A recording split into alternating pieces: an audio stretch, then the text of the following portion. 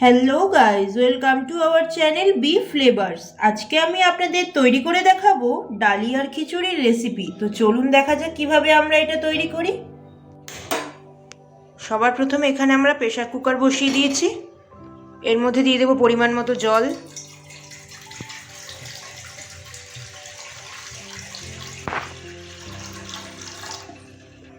এবার প্রেসার কুকারে দিয়ে দেবো ধুয়ে রাখা মটর ডাল।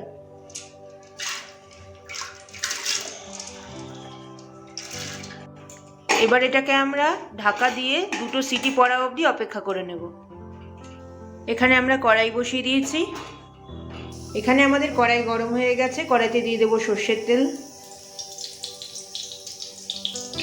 এখানে আমাদের তেল গরম হয়ে গেছে। এর মধ্যে দিয়ে দেবো ফুলকপি।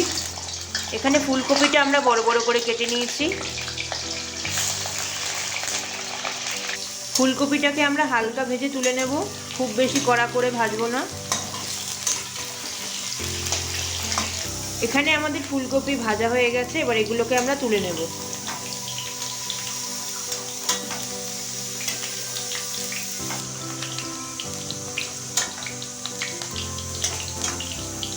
এবার এই ফুলকপি ভাজার তেলের মধ্যেই বড় বড় করে কেটে রাখা আলুগুলো ভেজে নেব।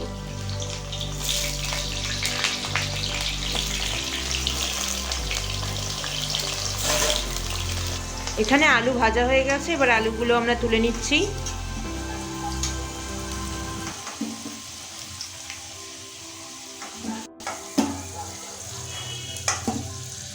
এবার আমরা এখানে একটা হাঁড়ি বসিয়ে দিয়েছি।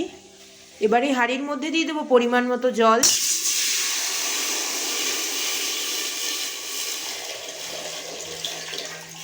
এবার এই জলটা যাতে ফুটে ওঠে তার জন্য আমরা ঢাকা দিয়ে দেব। এখানে আমাদের জল গরম হয়ে গেছে। এবার আমরা ঢাকনাটা সরিয়ে নেব।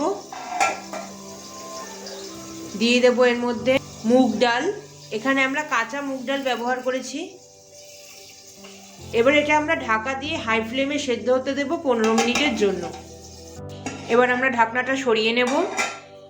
দেখতেই পাচ্ছেন এখানে আমাদের ডাল সেদ্ধ হয়ে গেছে। এখানে আমরা নিয়ে নিয়েছি ডালিয়া। ডালিয়াটাকে আমরা ভালো করে ধুয়ে নেব। এখানে ডালিয়াটা আমরা ধুয়ে নিয়েছি। এবার দিয়ে দেব ডালিয়া।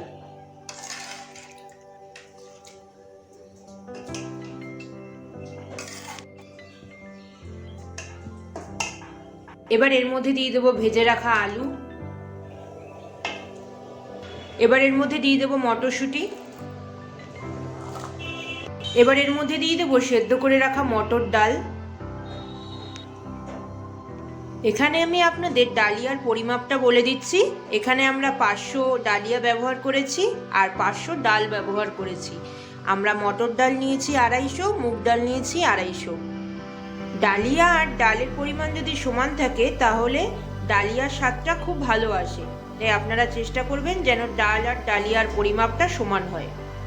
এখানে আমরা মটর ডাল আর মুগ ডাল হাফ হাফ নিয়েছি। আপনারা চাইলে পুরো রেসিপিটা মুগ ডাল দিয়েও করতে পারেন।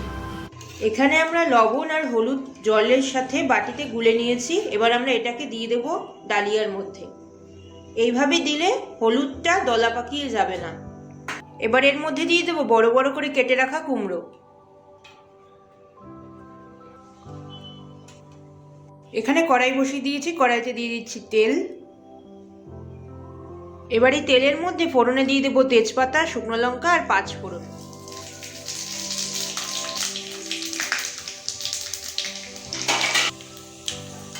এবার এই তেলের মধ্যে দিয়ে দেবো আদা কাঁচা লঙ্কা বাটা।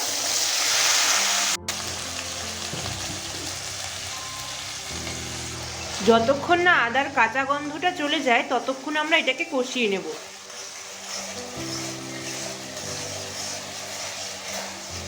এখানে আমাদের আদা কষানো হয়ে গেছে। আদার থেকে কাঁচা গন্ধটা চলে গেছে।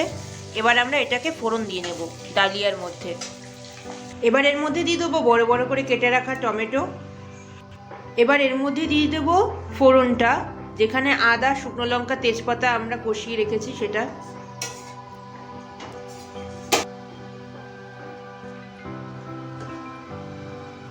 এবার এর মধ্যে দিয়ে দেবো পরিমাণ মতো সামান্য চিনি। এবার এর মধ্যে দিয়ে দেবো ভেজে রাখা ফুলকপি।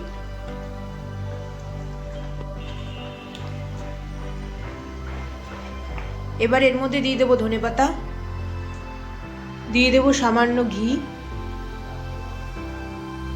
এবার সব কিছুকে খুব ভালোভাবে মিশিয়ে নেব। এখানে আমাদের ডালিয়ার খিচুড়ি তৈরি হয়ে গেছে। এবার এটা আমরা পরিবেশন করে নেব।